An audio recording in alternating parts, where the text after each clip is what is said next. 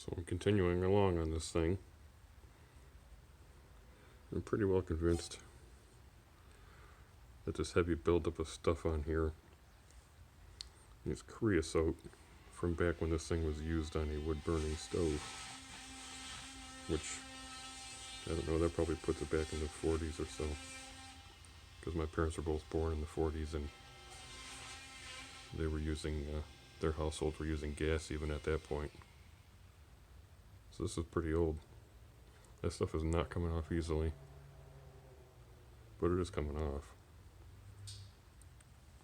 I tried sandblasting it. That really didn't do anything. So ultimately that wire wheel is the best tool for this so far that I've come across.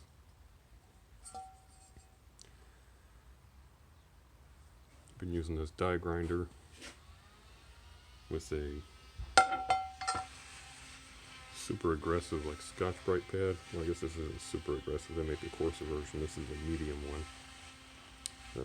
I think I frankly need to get the coarse version of this from my local big box store and get a lot of them, because this works but too slowly. Did a wonder on the handle and on the rim. I mean, that is pretty good. I could do the finer bits in there with the Dremel when I get back to my place. I'm at my parents' house in Chicagoland, but when I get back to my home in Janesville where I got my Dremel, I can clean the rest of that up.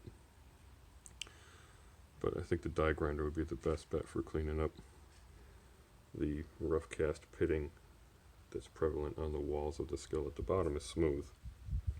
It's got pits from the casting, of course. Nothing you can do about that. But the walls can be cleaned up.